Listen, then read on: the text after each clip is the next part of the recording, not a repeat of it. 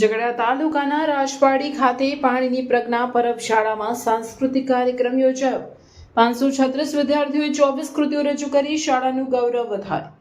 ભરૂચ જિલ્લાના ઝઘડા તાલુકાના રાજવાડી ખાતે આવેલી પાણીની પ્રજ્ઞા પરબ શાળામાં સાંસ્કૃતિક કાર્યક્રમનું આયોજન કરવામાં આવ્યું હતું.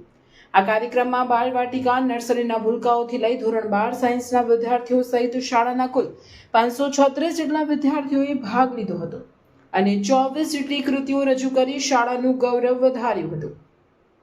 સાંસ્કૃતિક કાર્યક્રમમાં નાના ભૂલકાઓ દ્વારા વિવિધ પ્રકારના નૃત્ય રજૂ કરવામાં આવ્યા હતા.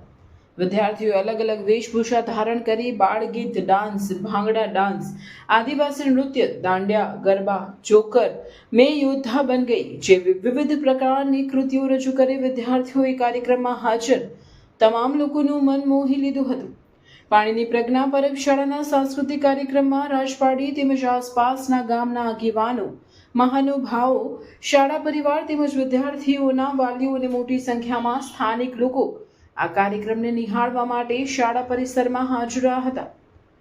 શાળા સંચાલક અનિતાબેન, શાળાના આચાર્ય પરમાર મિનલબેન તેમજ શાળાના શિક્ષકો અને વિદ્યાર્થીઓએ ભારે જહેમત ઉઠાવી આ કાર્યક્રમને સફળ બનાવ્યો હતો.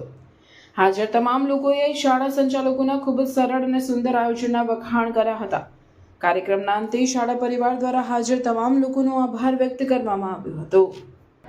હું આચાર્ય પાણીની પ્રજ્ઞા પરબ રાજપારડી આજ રોજ તારીખ 20/12/2025ને શનિવારે અમારી શાળામાં સાંજે સાંસ્કૃતિક કાર્યક્રમનું આયોજન કરવામાં આવેલ છે. આ કાર્યક્રમનો મુખ્ય હેતુ બાળકોનો શિક્ષણ સાથે સર્વાંગી વિકાસ કરવાનો છે. આપણો ભારત દેશ વિવિધતા ધરાવતો દેશ છે. ભારતની સંસ્કૃતિ પ્રાચીન સમયથી પ્રચલિત છે. આપણો વારસો ભવ્ય છે.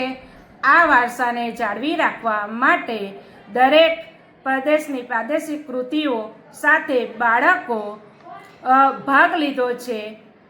આ વિદ્યાર્થીઓ બાળ મંદિરથી ધોરણ 12 સાયન્સ સુધીના વિદ્યાર્થીઓએ અલગ અલગ પ્રકારની કૃતિઓ રજૂ કરી શાળાનું નામ રોશન કર્યું છે, ગૌરવ વધાર્યું છે.